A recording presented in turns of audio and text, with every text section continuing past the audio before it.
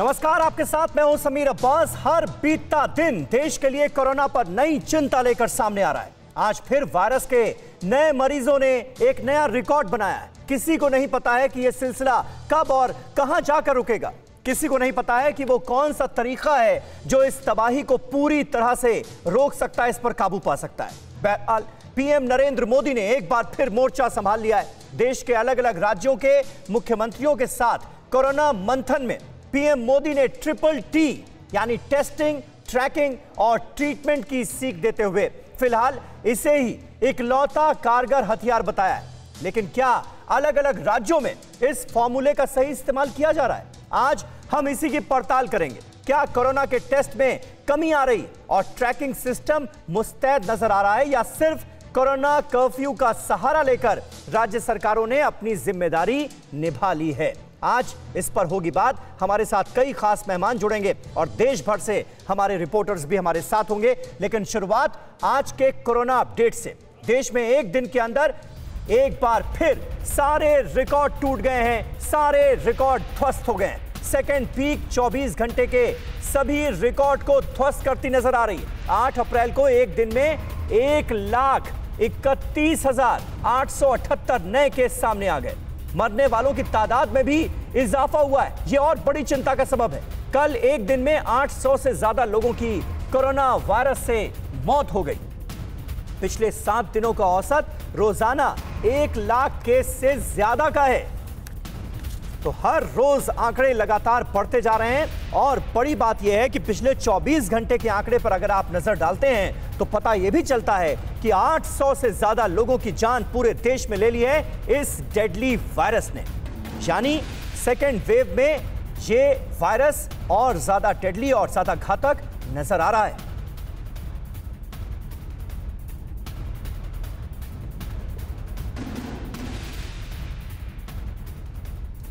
और इस वक्त हमारे साथ हमारे तमाम रिपोर्टर्स मौजूद हैं और थोड़ी देर में डॉक्टर बीएल शेरवाल साहब हमारे साथ जुड़ेंगे, जो कि Rajiv Gandhi super speciality hospital के डॉक्टर हैं। वो हमारे साथ होंगे। लेकिन अपने तमाम रिपोर्टर से आपका तारुफ करा दूं। मानव यादव इस वक्त दिल्ली का हाल बयां करने के लिए हमारे साथ मौजूद हैं। कुमार कुंदन भी राजधानी दिल्ली से ही लाइव हैं। शिवांगी ठाकुर मुंबई से हमारे साथ मौजूद हैं। मनीष यादव लखनऊ से हमारे साथ मौजूद हैं। भोपाल का भी हम रुख करेंगे। मकरंद काले वहां से हमारे संवाददाता हमारे साथ मौजूद हैं। लेकिन सबसे पहले मैं आपको बता दूं कि इस वक्त स्थिति है क्या, देश का कोरोना ग्राफ क्या कह रहा है, यह सबसे पहले आपको बता दें, ताकि इस वक्त कोरोना की वजह से जो स्थिति है पूरे देश में वो आपके समझ में आ जाए। और उसके बाद अलग अलग शहरों के हाल के बारे में हम आपको अपडेट देंगे और अपने एक्सपर्ट से इन हालात पर बात करेंगे कि कैसे काबू पाया जाए। ये देखिए, देश का कोरोना ग्राफ हमारे सामने है। दूसरी लहर बेहद खतरनाक नजर आ रही है। तारीख 8 अप्रैल 1,31,878 केस हमारे सामने आ चुके हैं। 802 लोगों की जान ले ली है। लगातार आप देखिए नीचे से लेकर ऊपर तक ये ग्राफ लगातार ऊपर जाता हुआ नजर आ रहा है। 7 अप्रैल को 1,26,000 से ज्यादा था यह आंकड़ा, 685 लोगों की जान गई थी। 6 अप्रैल को 1,15,736 केसेस सामने आए थे, 630 लोगों की जान गई थी। वहीं 5 अप्रैल को 446 लोगों की जान गई थी, 96,982 ये आंकड़ा था संक्रमण का। 4 अप्रैल का आंकड़ा 478 मौत का था, 1 लाख से ज्यादा मामले सामने आए थे। वहीं 3 अप्रैल का आंकड़ा आप देखेंगे 513 मौत, 93,249 नए संक्रमण के केसेस। 2 अप्रैल को यह 12 और नीचे था, 714 लोगों की मौत, 89,129 संक्रमण के नए मामले, 469 की मौत, 81,466 नए संक्रमण का आंकड़ा 1 अप्रैल। तो 1 अप्रैल से लेकर 8 अप्रैल तक यह आंकड़ा देखिए लगातार ये बार जो है ये बढ़ता ही जा रहा है, इसमें इजाफा होता जा रहा है और अब 1,31,000 के आंकड़े को पार कर गया है नए संक्रमण के मामले।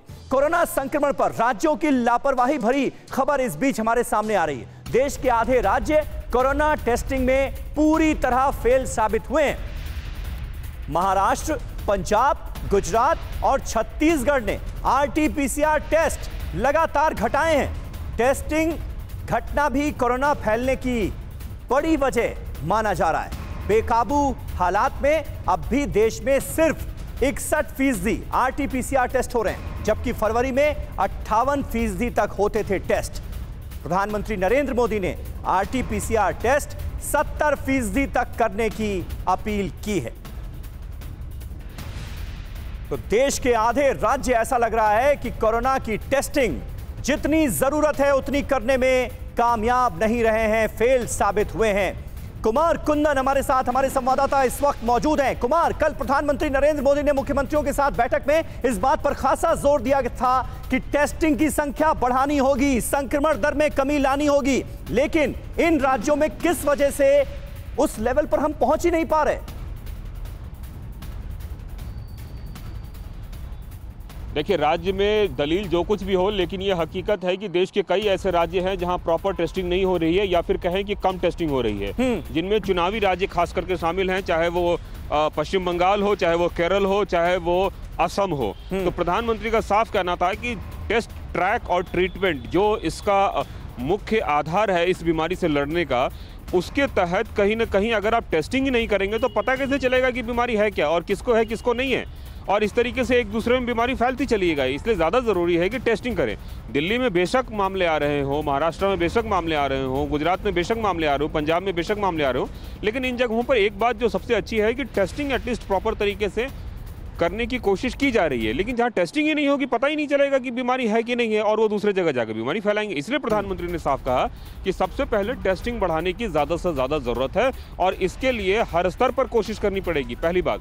दूसरा, जो ट्रीटमेंट और ट्रैक की बात है, तो ट्रीटमेंट में इलाज के नाम पे अगर हम देखें तो वैक्सीनेशन ड्राइव भी कई सारे राज्य बहुत पीछे हैं। तो जहां पे कि पहली डोज लग गई, दूसरी डोज लग नहीं रही है, दूसरी डोज में या फिर पहली डोज के लिए भी लोग प्रॉपर तरीके से नहीं आ पा रहे हैं।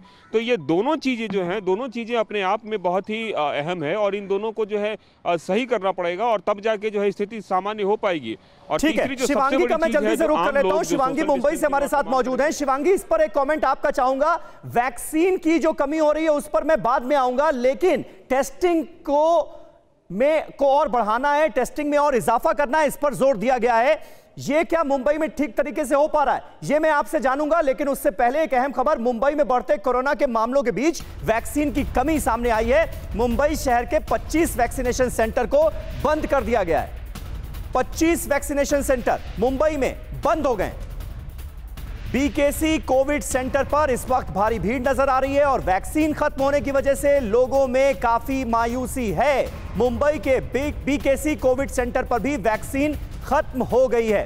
ये देखिए, ये पोस्टर चस्पा कर दिया गया है, और इसमें साफ तौर पर लिखा गया है कि due to unavailability of stock the BKC covid vaccination centre will be non functional temporarily until further orders, यानी अगले आदेश तक इस सेंटर को, इस वैक्सीनेशन सेंटर को बंद किया जा रहा है, क्योंकि वैक्सीन का स्टॉक अवेलेबल नहीं है। तो यह बात लगातार कही जा रही थी कि वैक्सीन कम हो रही है, वैक्सीन का स्टॉक बचा नहीं है, और अब यह नौबत आ गई है कि मुंबई के 25 सेंटर्स को बंद करना पड़ा है वैक्सीन की कमी की वजह से। मुंबई में बढ़ते कोरोना के मामलों के बीच वैक्सीन की कमी, मुंबई शहर के 25 वैक्सीनेशन सेंटर को बंद किया गया। बचे हुए वैक्सीनेशन सेंटर पर भी केवल आज भर का स्टॉक ही है। राज्य सरकार ने केंद्र सरकार से पर्याप्त मात्रा में वैक्सीन उपलब्ध कराने की मांग की है। इसके साथ ही साथ एक और चिंता का सबब यह कि रेमडेसिविर की कालाबाजारी रोकने पर मुंबई क्राइम ब्रांच की कवायद शुरू हो गई है, क्योंकि यह करना जरूरी हो गया था। कालाबाजारी शुरू हो गई थी रेमडेसिविर की, जिसकी वजह से एक और मुसीबत प्रशासन के सामने थी। तो अब उस पर भी नकेल कसने की कोशिश सामने आई है मुंबई से। शिवांगी ठाकुर, अब आपसे चाहूंगा कि पूरी अपडेट आप बता दें।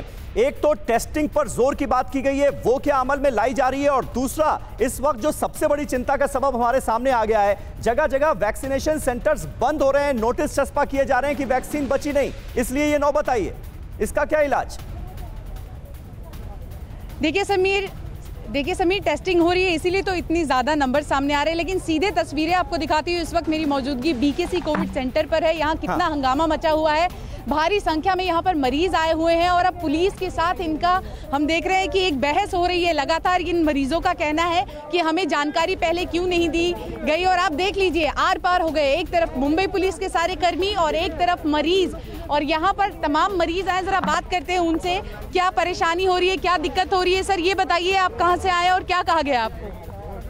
यहाँ पे आया था फर्स्ट डोज के लिए, बट यहाँ पे अभी तक अवेलेबल नहीं बोल रहे। क्या कहा पुलिस ने आपको, क्या कहा? यहाँ पे है नहीं बोल रहे, डोज खत्म हो गए। सर आप अभी वैक्सीन लेने आए? अभी मैं लेने ऑनलाइन किया था, 9 तारीख का मेरा टाइम था। और आपको टाइम देने के बाद यहाँ वैक्सीन दी जा रही है? जी, हम लोग एक हफ्ता बुकिंग किया हुआ है, और कल हम लोग को रात को SMS भी आया था कि आप वैक्सीन सेंटर में आके वैक्सीन लीजिए करके। हाँ। और जब हम यहाँ पे आए हैं तो सडनली हम लोग को बताया गया कि वैक्सीन खत्म हो गया है, और कब तक खत्म हो गया और कितना दिन के बाद आने वाला है वो भी बता नहीं। सर आप पहली डोज के लिए? मैं पहली डोज के लिए आया हूँ। हाँ। और मेरे को सरप्राइज हो गया कि यहाँ आने के बाद मुझे पता चला कि यहाँ पे वैक्सीन खत्म हो गई है। जरा आपको तस्वीरें और दिखाते हैं। समीर, पुलिस यहाँ पर क्या कह रही है, जो लोग आए हैं यहाँ पर वैक्सीन लेने के लिए उनको क्या कहा जा रहा है? सर डॉक्टर डेरे भी यहाँ पर नजर आ रहे हैं जो कि डीन है, और वो भी कुछ बातचीत कर रहे हैं, उनसे भी बात करेंगे। सर वैक्सीन की स्थिति को लेकर जानना चाहेंगे कि इस वक्त क्या स्थिति है? तो देखिए आप देख सकते हैं आर पार यहाँ पर देख रहे हैं, मरीज एक तरफ हैं, साथ ही जो पुलिसकर्मी है वो एक तरफ है, बैरिकेटिंग की गई है। मरीज नाराज हैं क्योंकि उनका साफ तौर पर कहना गया है कि हमें मैसेज मिला, इसके बावजूद हम यहाँ आए हैं, वैक्सीन नहीं मिला है। और तमाम जगहों पर इसी तरह से यहाँ पर एक हम कह सकते हैं कि नोटिस लगाया गया है, देख लीजिए किस तरह से, कि वैक्सीन नहीं है और यही कारण है कि यहाँ पर अब वैक्सीन नहीं दी जाएगी। तमाम वैक्सीन सेंटर्स का यही हाल है। 25 वैक्सीनेशन सेंटर तो कल ही बंद कर दिए गए थे और साफ तौर पर कहा गया था कि आज के दिन का ही केवल वैक्सीन उपलब्ध है। अगर आज के दिन की सप्लाई खत्म हो गई तो इसके बाद आइए सुनते हैं BKC कोविड सेंटर के डीन क्या कह रहे हैं। सर बताइए क्या कह रहे हैं, क्या इस वक्त क्या परिस्थिति है? इस वक्त जो मिली हुई सूचना के हिसाब से 160 डोज अवेलेबल है। उस हिसाब से जो पहले इस हिसाब से हमने पहले 160 जो बेनिफिशियरी सुबह आए थे, फर्स्ट कम फर्स्ट बेसिस पे अंदर ले चुके हैं, तो उनको हम देने वाले हैं। और अगले जब तक वाइल आते नहीं है तब तक हम किसी को दे नहीं पाएंगे। जैसे हमें वाइल उपलब्ध हो जाते हैं उस हिसाब से हमें ऐसे सूचित किया गया है कि गवर्नमेंट ऑफ महाराष्ट्र हो या महानगर पालिका जो अपनी बॉडी है लोगों को सूचित करेगी कैसे आना है। उस हिसाब से जो हमें सूचना महानगर पालिका गवर्नमेंट ऑफ महाराष्ट्र से मिलेंगे उस हिसाब से हम आगे देना शुरू करेंगे। आज के दिन पे 160 लोगों को ही दिया गया।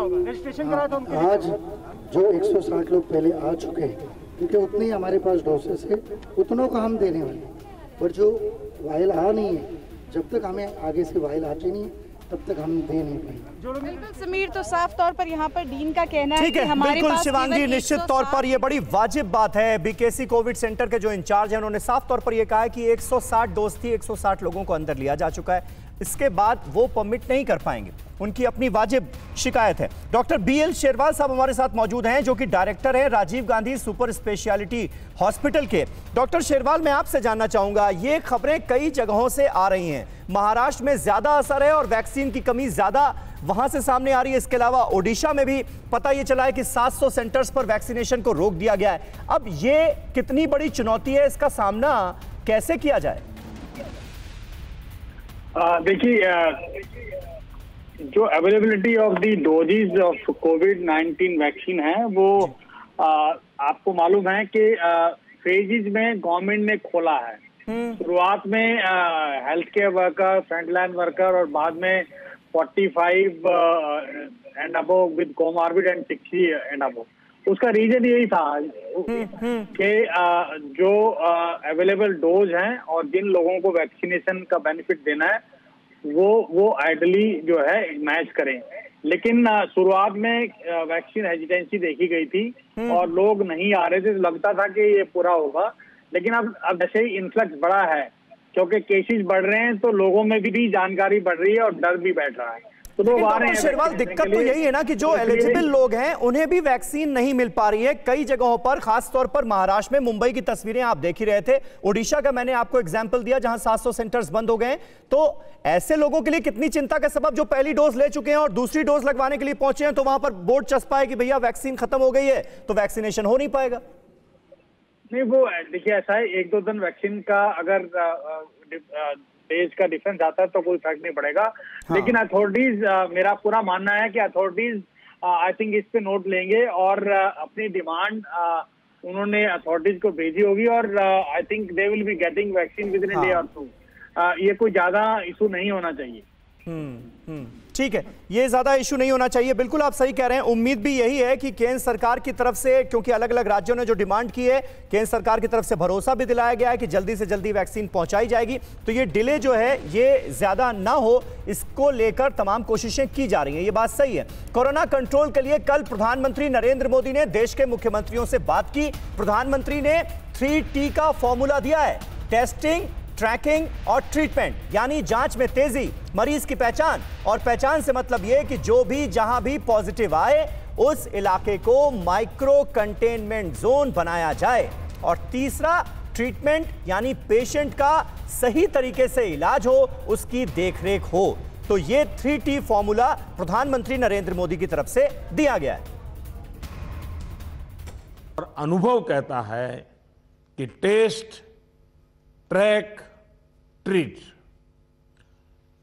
कोविड एप्रोप्रिएट बिहेवियर और कोविड मैनेजमेंट, इन्हीं चीजों पर हमें बल देना है।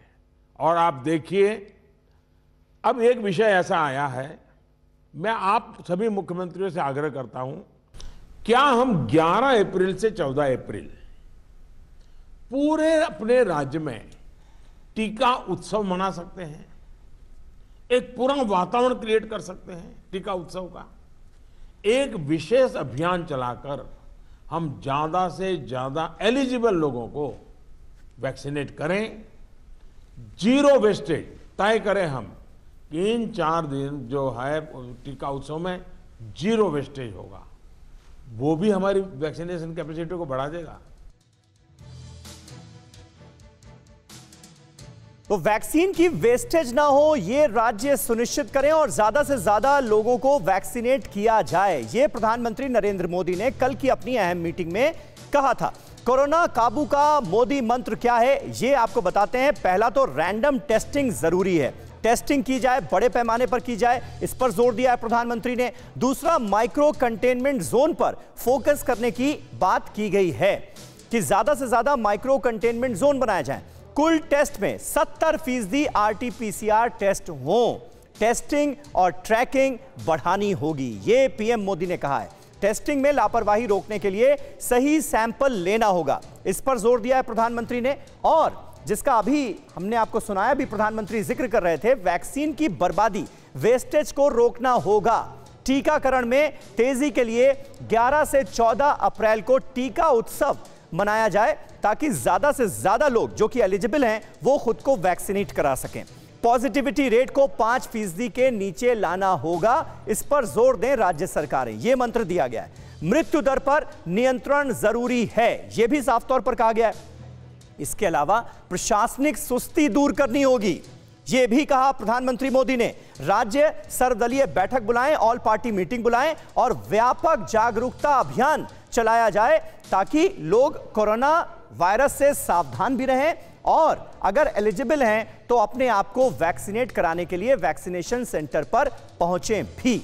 तो इन तमाम बातों पर जोर दिया गया है। वहीं एक अहम खबर दिल्ली से आ रही है। दिल्ली के सर गंगाराम हॉस्पिटल में कोरोना विस्फोट हुआ है। सर गंगाराम हॉस्पिटल के 37 डॉक्टर कोरोना पॉजिटिव हो गए। 32 डॉक्टर होम क्वारंटीन है और 5 को अस्पताल में भर्ती कराना पड़ा है। खास बात यह है कि इन सभी डॉक्टरों को कोरोना का टीका लग चुका था। दिल्ली में एक दिन में 7,437 मामले सामने आए हैं और 24 लोगों की जान ले ली है इस कोरोना वायरस ने। वहीं दिल्ली के एम्स से भी बड़ी खबर है। एम्स में ओपीडी के बाद अब जनरल ओटी को भी बंद कर दिया गया है। ऑपरेशन थिएटर्स भी बंद कर दिए गए हैं। एम्स में आज से जनरल ऑपरेशन नहीं होंगे। कोरोना के चलते एम्स प्रशासन ने यह बड़ा फैसला लिया है। एम्स में फिलहाल सिर्फ और सिर्फ इमरजेंसी ऑपरेशंस ही किए जाएंगे। और मानव यादव इस वक्त दिल्ली से हमारे साथ मौजूद हैं। मानव, निश्चित तौर पर एम्स को यह फैसला लेना पड़ा है।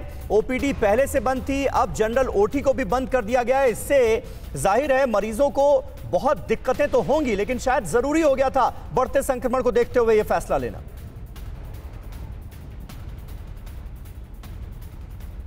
बिल्कुल समीर, अभी करीब 1.5 घंटे पहले हम दर्शकों को बता रहे थे कि एम्स के बाहर हाल कैसा है, और कल एम्स में 60 कोविड पॉजिटिव हेल्थ वर्कर्स हैं, उनको कोरोना हुआ है। तो उसके बाद तो और वहाँ पर ऐसे कदम उठाने की ज़रूरत है। तो वहाँ पर सैनिटाइजेशन का काम भी चल रहा है। सर गंगाराम हॉस्पिटल में भी 37 डॉक्टर पॉजिटिव हुए। तो कहीं ना कहीं अब ये चिंता बढ़ रही है। लेकिन अभी जैसा कि हम बात कर रहे थे टेस्टिंग, वैक्सीनेशन और इलाज की, तो इन 3 बिंदु में बात करना ये चाहूँगा कि समीर, दिल्ली में अभी अगर 8 दिन का मैं औसत निकाल लूँ तो 85,000 टेस्ट दिल्ली में रोजाना हो रहे हैं। प्रधानमंत्री मोदी ने ये अपील की है कि 70% जो टेस्ट होंगे वो RT-PCR हों। तो दिल्ली में फिलहाल 60% जो टेस्ट रोजाना वो RT-PCR हो रहे हैं। तो कहीं ना कहीं थोड़ा सा आंकड़ा कम है, लेकिन अच्छी बात यह है कि दिल्ली ने बीते 2 से 3 दिन के भीतर ही एक दिन में 1 लाख से ज़्यादा टेस्टिंग की है। तो यानी आप इससे अंदाज़ा लगाइए कि टेस्टिंग हो रही है, इसलिए इतने मरीज सामने निकल के आ रहे हैं। लेकिन अब दिल्ली सरकार बेड्स की जो उपलब्धता है उस पर भी जोर दे रही है। कल 155 अस्पतालों को यह आदेश दिया गया है कि आपकी जो कुल क्षमता है उसके 50%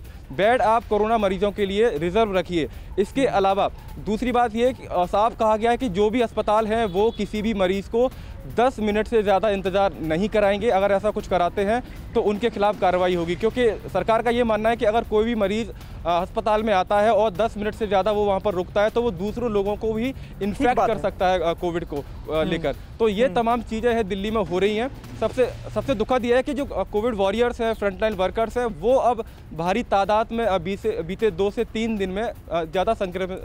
बिल्कुल, ये अपने आप में बहुत चिंता की बात है। और डॉक्टर BL शेरवाल साहब, इस पर मैं आपका रिएक्शन जरूर चाहूंगा, क्योंकि देखिए एम्स में 60 हेल्थ वर्कर्स जो थे वो कोरोना पॉजिटिव हो गए। सर गंगाराम अस्पताल में 37 डॉक्टर पॉजिटिव हो गए, और इनमें ज्यादातर वो लोग हैं जो कि वैक्सीन की दोनों डोज ले चुके हैं। इसे कितना चिंताजनक मानते हैं आप? ये बिल्कुल चिंताजनक है, और हम प्रिज्यूम कर रहे थे कि इस बार जो वेरिएंट है वो काफी इन्फेक्टिव है और हेल्थ के वर्कर काफी ज्यादा संख्या में संक्रमित होंगे। इसलिए हम डॉक्टरों ने इसके डिप्लॉयमेंट अपने हेल्थ के वर्कर की इस तरह से करना होगा कि अगर A टीम संक्रमित होती है तो इमीडिएटली B और C टीम अवेलेबल रहेगी।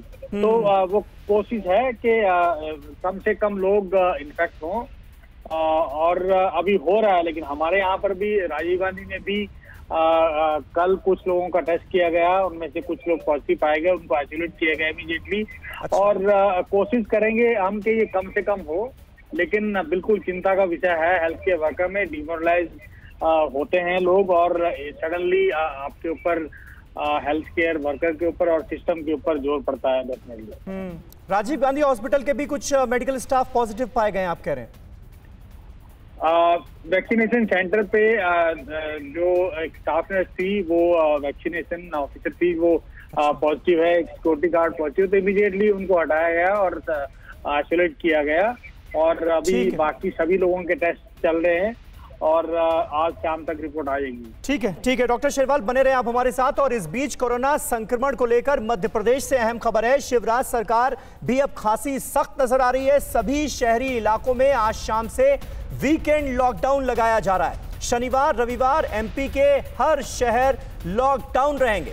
भोपाल के कोलार इलाके में 19 अप्रैल तक लॉकडाउन लगाना पड़ा है। MP में 24 घंटे में दरअसल 4,324 नए केस सामने आ गए हैं और 27 लोगों की जान ले ली है इस डेडली वायरस ने। तो इस वजह से ये तमाम एहतियाती कदम उठाए जाने जरूरी हो गए थे। मकरंद काले, क्या अपडेट मिल रही है, और जो मध्य प्रदेश की सरकार है उसका विजन क्या नजर आ रहा है? कैसे आने वाले वक्त में काबू पाया जाएगा वायरस के बढ़ते संक्रमण पर?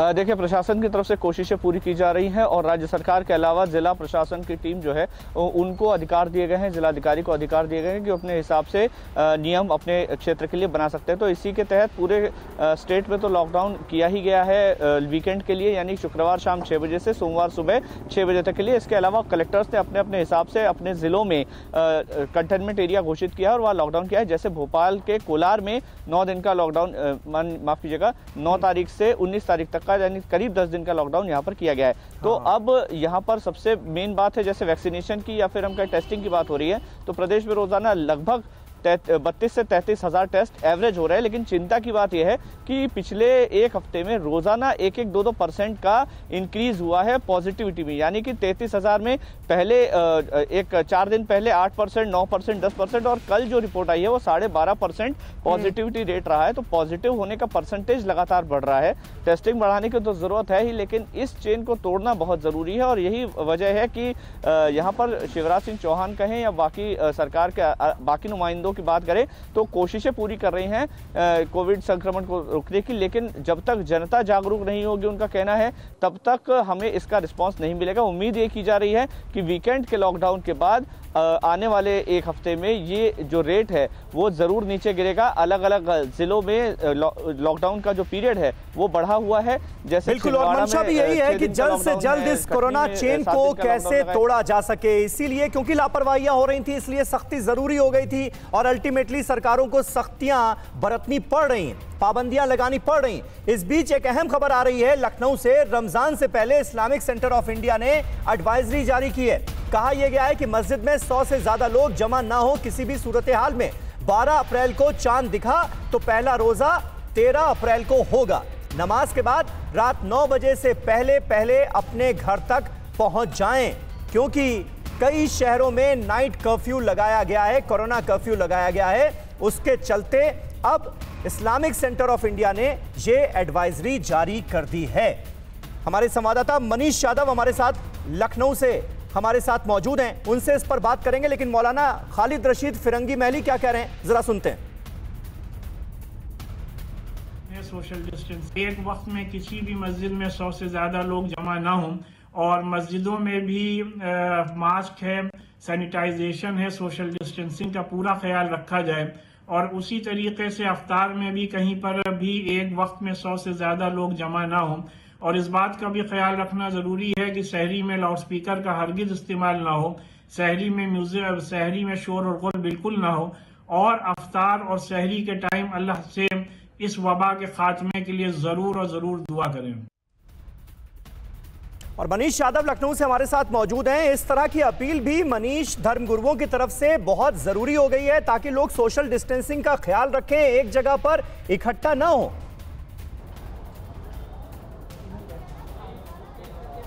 देखिए, बिल्कुल इस तरह की अपील प्रभावी होती है और मौलाना खालिद रशीद फिरंगी महली पहले भी इस तरह की अपील करते रहे हैं। हाँ। लोगों को कोरोना को लेकर जागरूक और सचेत करने की उनकी कोशिश रही है और इस बार इस्लामिक रिसर्च सेंटर की तरफ से हिदायत जारी की गई है, गाइडलाइन जारी की गई है कि कोरोना को देखते हुए मस्जिदों में जो नमाज़ पढ़ने के बजाय घरों पर भी नमाज़ पढ़ी जा सकती है, 100 से ज़्यादा लोग ना हो, इस तरह की कोशिश उनकी ओर से अपील में की गई है।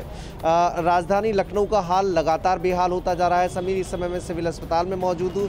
यहाँ पर अभी वैक्सीन की कोई समस्या देखने को नहीं मिली है, लेकिन टेस्टिंग को लेकर ज़रूर लोग परेशान हैं। खासतौर पर RT-PCR तकनीकी से जो टेस्ट किया जाता है उसको लेकर लंबी लाइन लगती है। देखिए पीछे, ठीक पीछे समीर, वो कोविड टेस्टिंग सेंटर है, लेकिन अभी खुला नहीं है। 2 बजे यहाँ पे सैंपलिंग की जो प्रोसेस होती है वो शुरू की जाती है। लेकिन देखेंगे आप इस बेंच पे जितने लोग बैठे हैं वो सब कोविड जांच के लिए आए हुए हैं।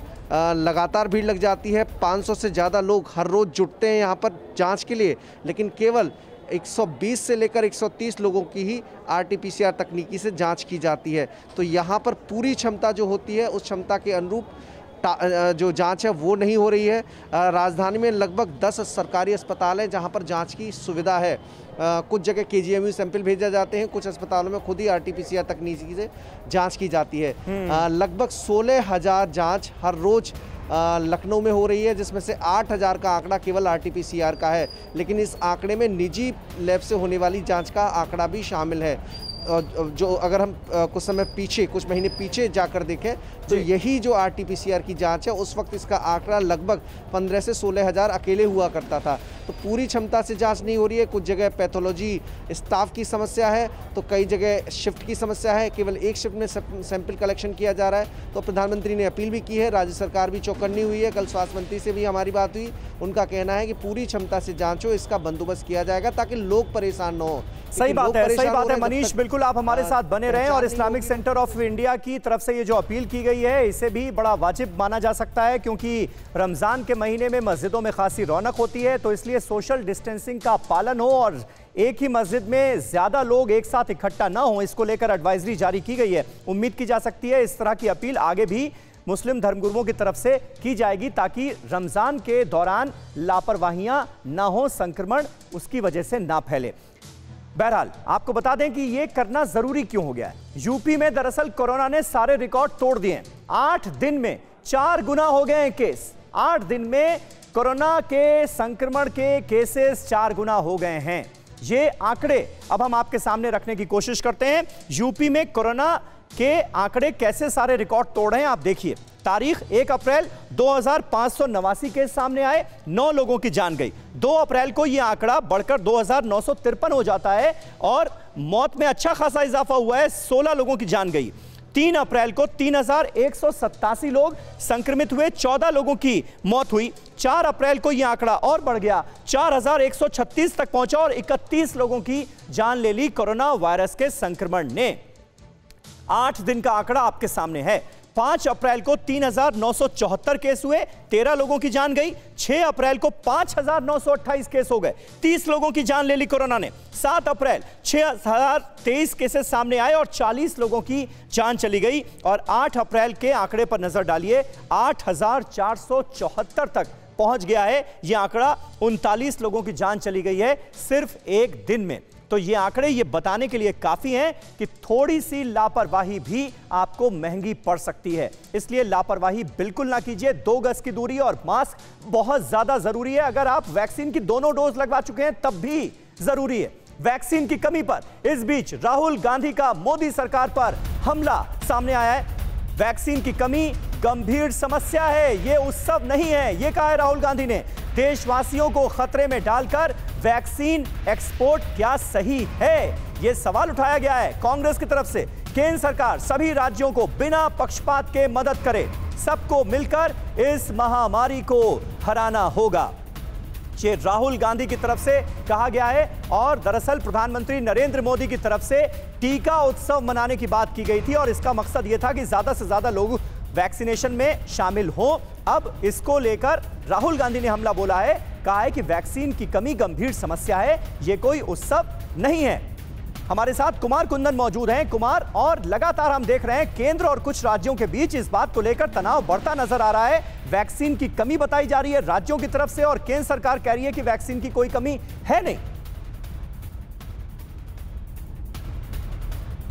देखिए, सांच को आज क्या समीर, जैसा कि शिवांगी हमारी सहयोगी मुंबई से दिखा रही थी, कल भी हमारे सहयोगी गाजियाबाद और कुछ जगहों पे गए थे, आज भी मुझे दिल्ली से इनपुट्स आ रहे हैं। निश्चित रूप से वैक्सीन की कुछ जगहों पर कमी हो रही है, इसमें कोई दो राय नहीं है।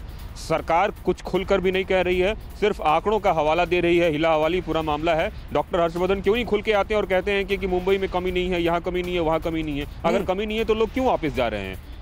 सच यही है कि कुछ जगहों पर वैक्सीन की कमी हो रही है।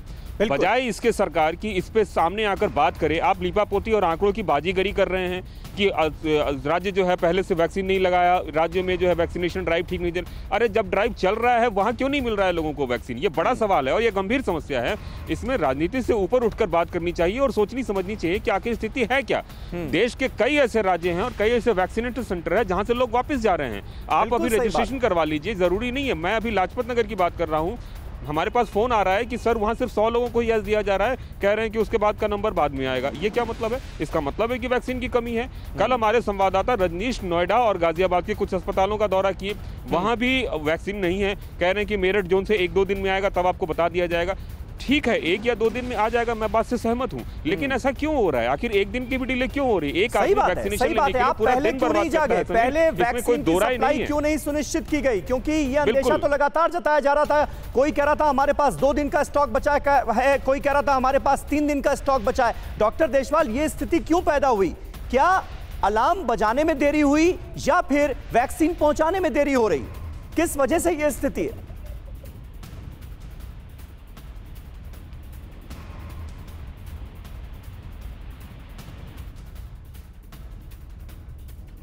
डॉक्टर शेरवाल, ये आपसे सवाल था।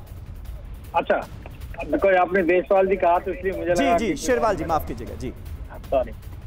नहीं, देखिए ऐसा है कि मैंने पहले भी कहा है कि वैक्सीन की कमी, as availability of the vaccine किसी भी स्टेट में अगर है तो मुझे लगता है वो जल्दी ठीक करनी चाहिए।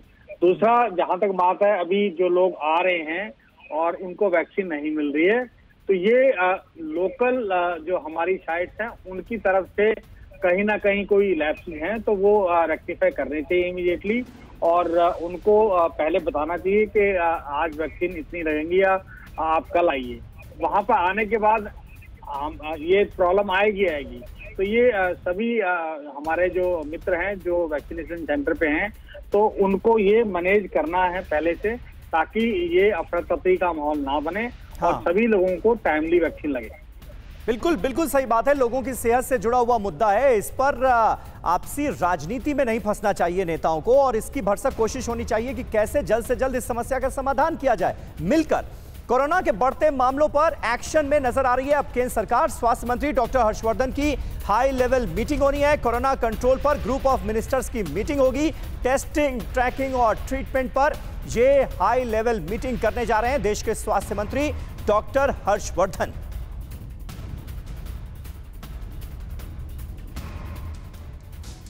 और अब एक और आंकड़ा आपके सामने रखने जा रहे हैं। 24 घंटे 5 राज्य और केस बेहिसाब। कैसे निपटा जाए इस बड़ी चुनौती से, इस पर डॉक्टर हर्षवर्धन को भी अब से थोड़ी देर बाद मंथन करना है। तो आंकड़े आपके सामने रख देते हैं। महाराष्ट्र के नए केस देखिए, 56,286 केस, यानी पूरे देश का आंकड़ा एक तरफ और महाराष्ट्र का आंकड़ा एक तरफ। 50% से ज्यादा मामले तो अकेले महाराष्ट्र में, 376 लोगों की जान गई है। छत्तीसगढ़ सेकंड नंबर पर है महाराष्ट्र के बाद। 10,652 नए केसेस सामने आए हैं और 94 लोगों की जान ले ली है इस डेडली वायरस ने। इसके बाद उत्तर प्रदेश का नंबर आ गया है। उत्तर प्रदेश में 8,474 नए केस सामने आ गए हैं और 39 लोगों की जान ले ली है कोरोना वायरस ने। वहीं कर्नाटक का आंकड़ा देखिए, 6,570 केसेस का है और मौत हुई है 36 की। वहीं दिल्ली को कैसे भुलाया जा सकता है, दिल्ली में 7,437 नए केस सामने आए हैं और 24 लोगों की जान चली गई है कोरोना वायरस की वजह से। तो ये 5 राज्य जो हैं, ये देश की टेंशन और ज्यादा बढ़ाते हुए नजर आ रहे हैं।